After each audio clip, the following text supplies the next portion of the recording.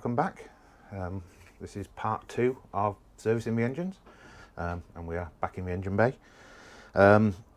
So just to recap, last week we changed the air filters, topped up the coolant, changed the supercharger oil, and we drained down the oil from the main engines.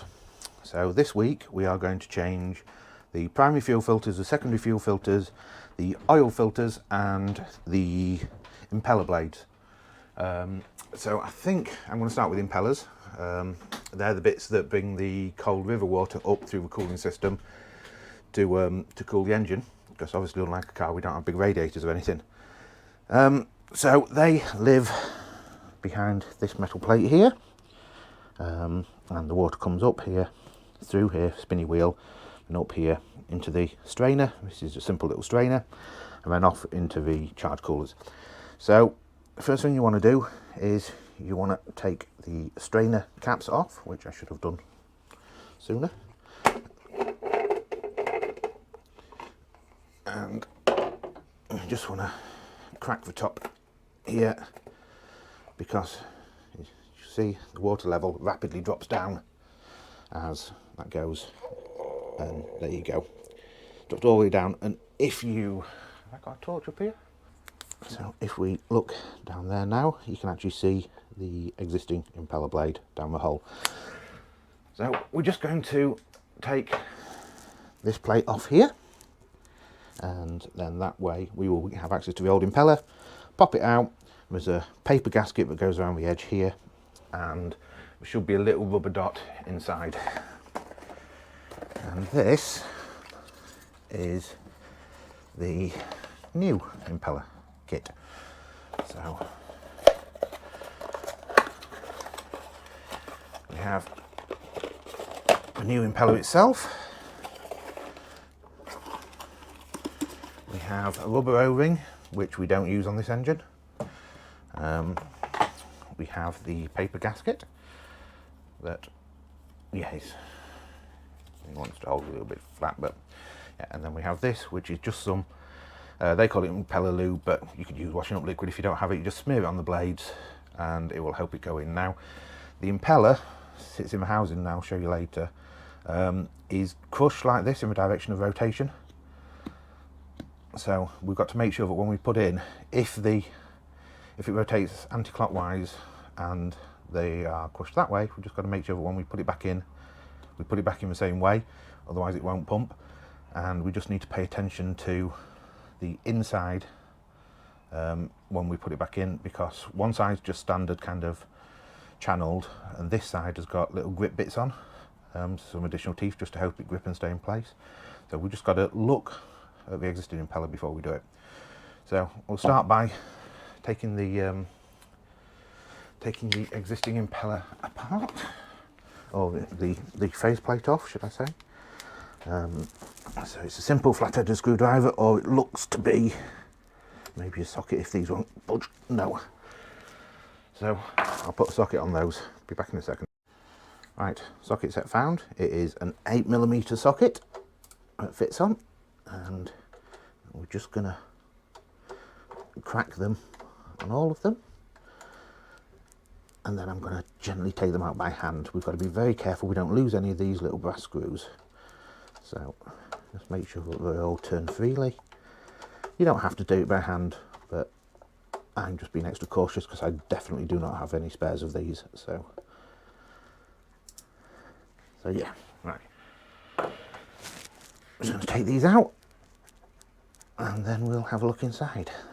And just so I don't lose them, because they are only short dumpy little things, I'm just going to put them in my water channel there.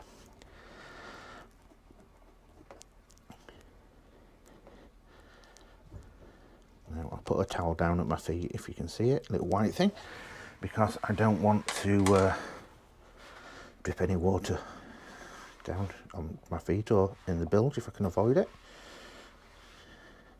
And as you can see, there is, or probably see, there is a little drip.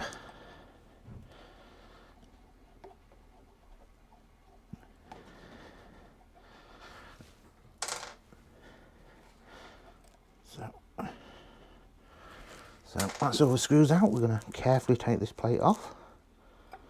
And now, there you go. So what we're looking for is the impeller wearing on the inside of this, and this has actually got quite a bad shim on it, so it looks like at some point in the past the impeller hasn't been put in squarely and it has rubbed a little bit. It's interesting that it's actually got the O-ring on this cap, which it shouldn't have on KAD32s as far as I'm aware.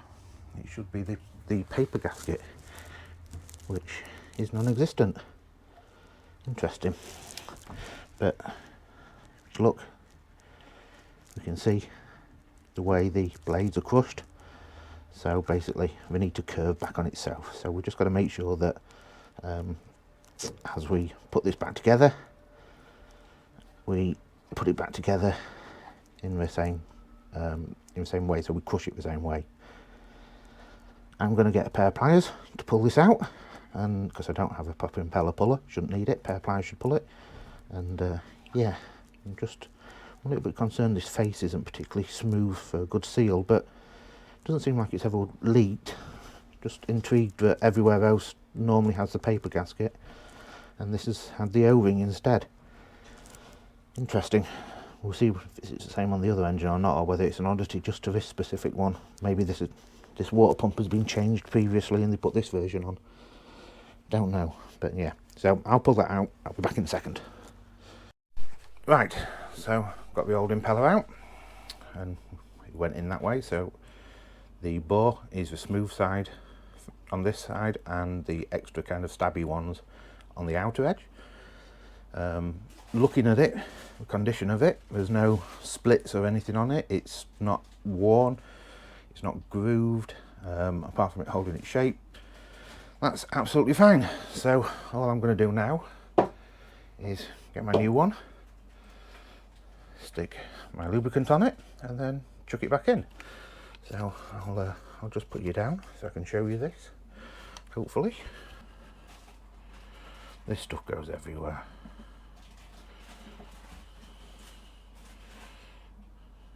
It's just like it's glycerin lube, which is, I don't know, sugar, jelly of some kind.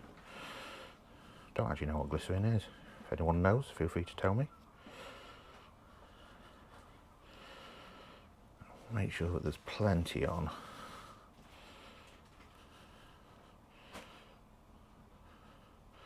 In true form, because it's rubber, it all drops off. So we're going to make sure that there's plenty on.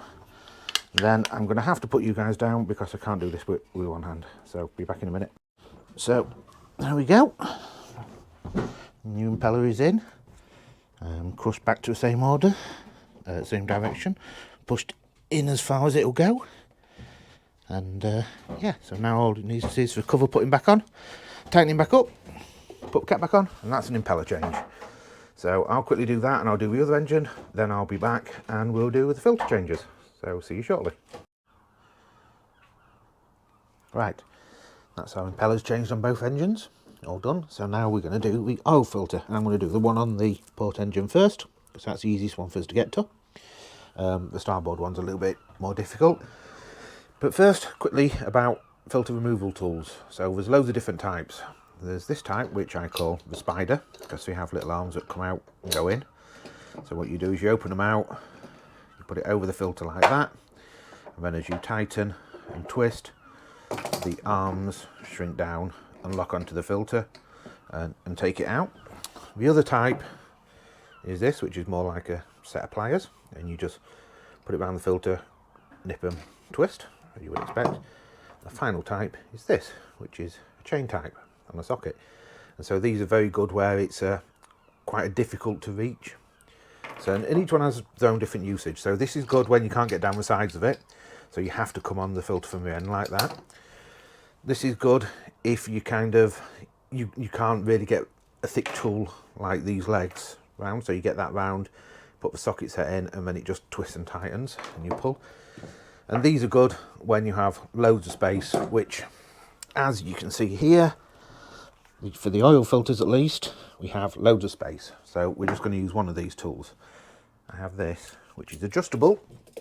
So hopefully we can adjust and lock. Now all we've got to do is break this. We don't crack this seal. We don't need to take it off fully using this tool. We've just got to break it, because once it's loose we can take the rest of it off by hand. So there we go. That's loose. That's hand doable now. So a little trick to stop oil from getting everywhere, because no matter how hard you try, because these are side filters, there will still be oil in them. It will still go everywhere. So we have a carrier bag, which I think I mentioned last week. And we're just going to put the carrier bag over the filter and then spin the filter with the carrier bag. But I'm going to have to put you down, because this does require two hands. That.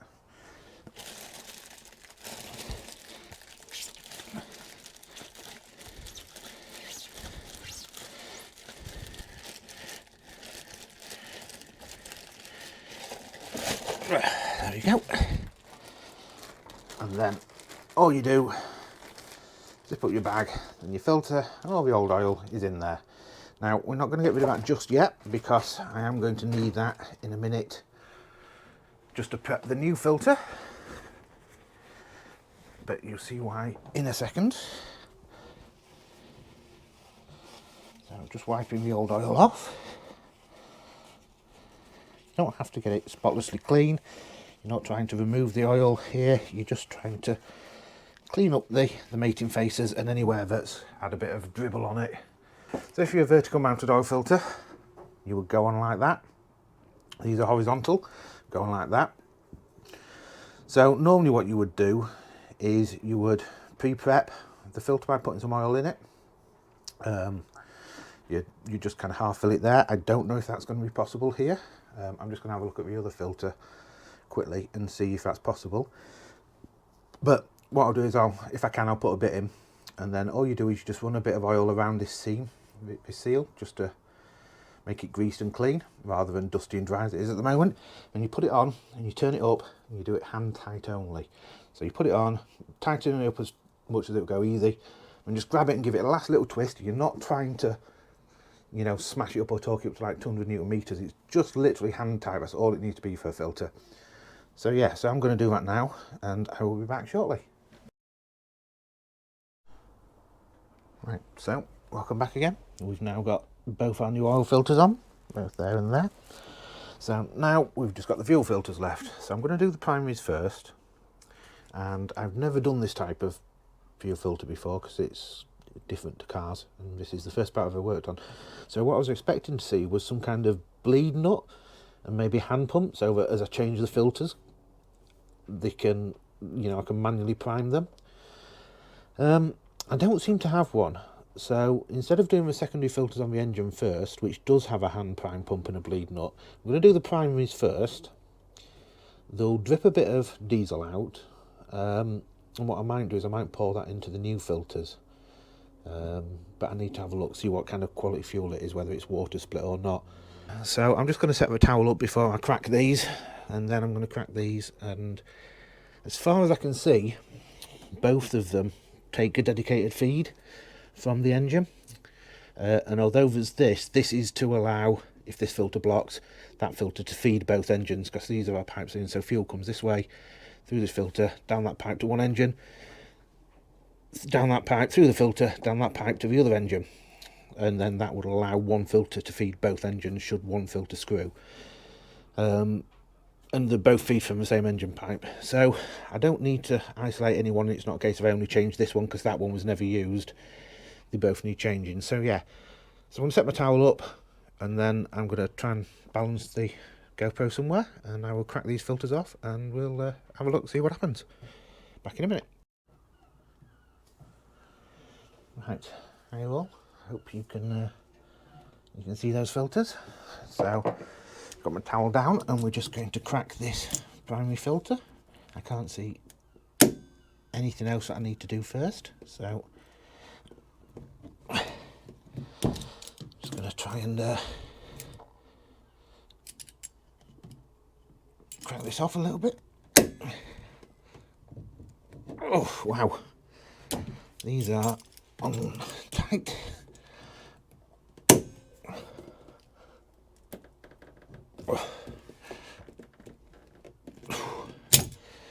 Wow.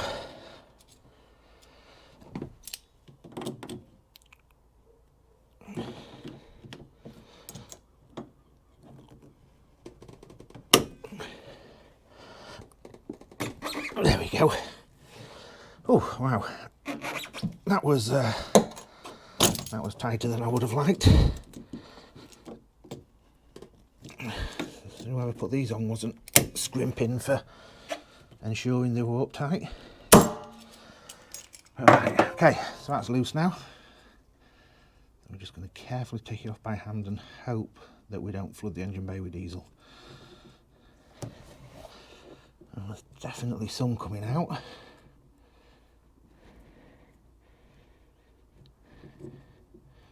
And the instructions do show us having to prime them.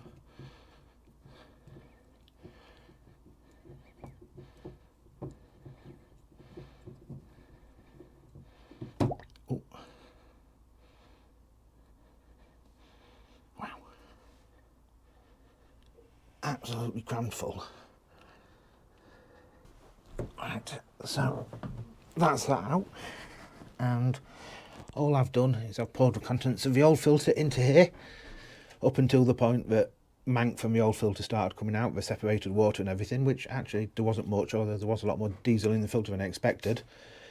But yeah, so all I'm going to do, the same as the other filter, just ever so quickly run a layer of oil around the ring just to make sure it sits, and all I'm going to do is use the old oil from one of these oil filter bags. It doesn't need to be clean, it doesn't need to be posh in any way, shape or form. It is literally just to help it get a tight seal. So I'm just going to stick my finger in the oil, dirty oil bag, and smear a little bit around the new filter.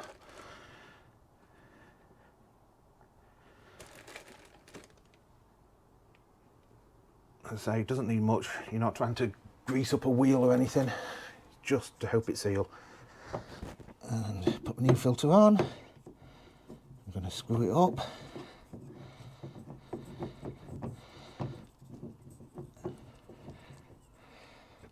And then use my towel, just give it a wipe down, because obviously during transfer of diesel, whether you like it or not, it is going all over the place.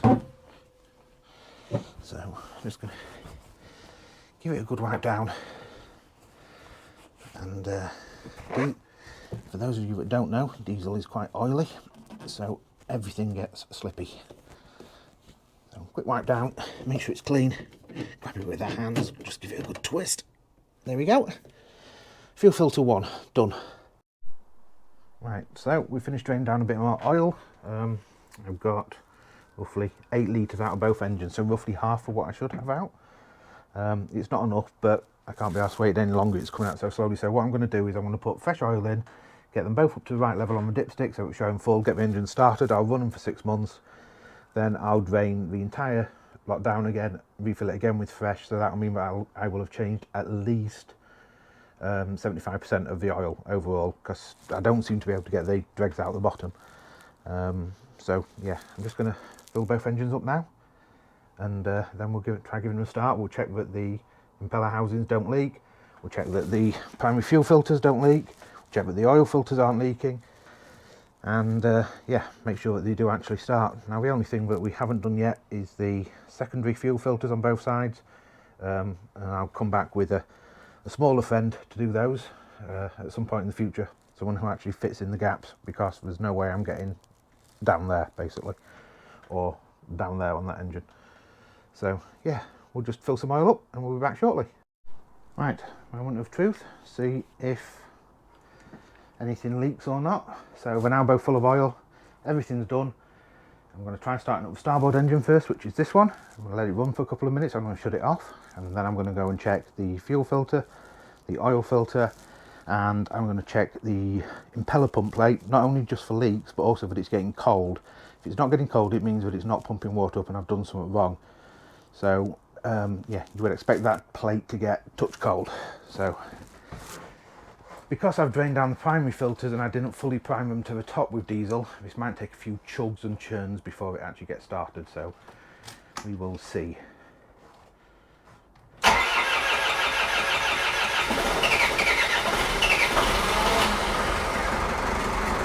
Well, what do you know?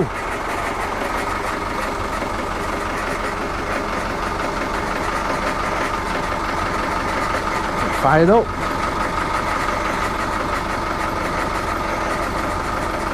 I'm not seeing water flooding out of there. I'm not seeing oil gushing out of there.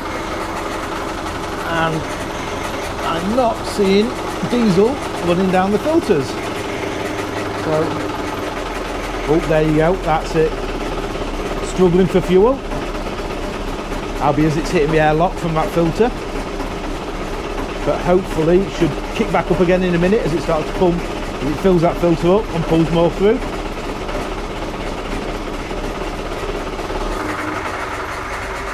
There we go. Sounds like the revs are coming up again. So that should have primed that fuel filter now.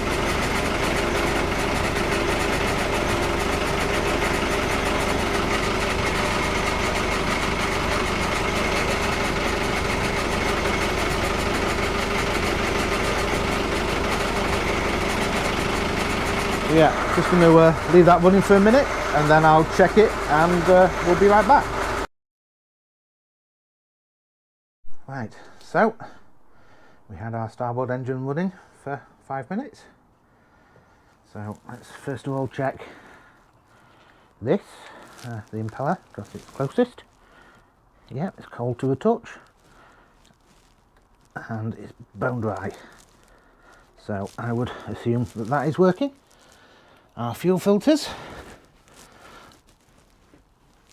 are bone dry. The surfaces are bone dry. There's no leaks off of those that I can see or feel. Nothing seems to be covered in diesel. There's no runs or drips.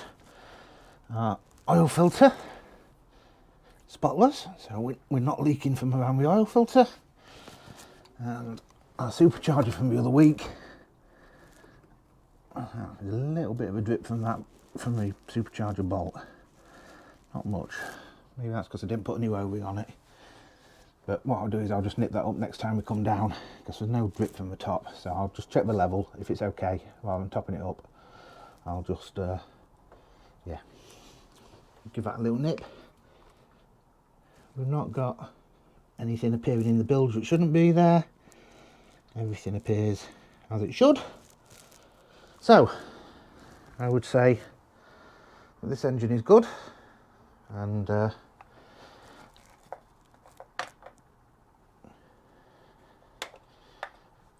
a look. Yeah, we can see circulation of oil because it's the black stuff started coming back up. So yeah, we're getting circulation of oil. So we'll start the same on the port engine. So what I'm going to do is I'm just running these just to check basics now, and then next week when I come down, or week after whenever I come down, then I will recheck the oil levels and make sure that none's escaped when we next come down. And obviously these breathers that we did, there shouldn't be anything on them yet, but no, so the breathers are good. So yeah, so we're just going to run the port engine now for a few minutes and see what happens. So I'll be back shortly. So I'll just shut the port engine off. That's been run for 5 minutes or so. So same checks again. Check the fuel filter. No leaks, nothing on the surface. It's diesel. Can't feel any drips or anything, and everything looks clean and dry. Good. So that's that. Supercharger, bone dry. Oil filter. So just again rubbing our hands under it. Bone dry. Impeller pump. Yep, cold to the touch. No leaks or drips. And floor is dry. And we can see oil, black oil coming up. so we know it's circulating. And I can hear water draining out the system. So as you shut it off, although the impeller stops spinning, water in the engine still drops off. So if I listen carefully, I can listen to it. So that's it for now. What happens next is, next time we come down, before we go out, I will check the oil levels again, top up if necessary. Now that it's had a ran through, it's filled the oil filters up and everything.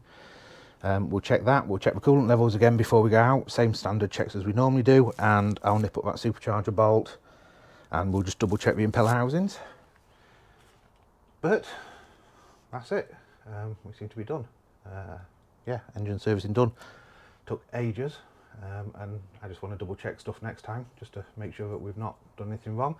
We've still got the secondary fuel filters on the engine to do. But I'll do a video on them when we do actually change them in a few weeks' time. In the meantime, everything's running sweet. We've refilled the primary filters. That's when we start the starboard engine. That was the chug that you heard as it struggled to get the fuel through until it got rid of the airlock. That's good. The airlock's gone now. We've got fuel primed. Both engines run and tick over at the normal level as expected. And I revved them both up to supercharger kick in and everything was good. So yeah, next time, final checks and we can use them again. So see you all later. Take care. Bye.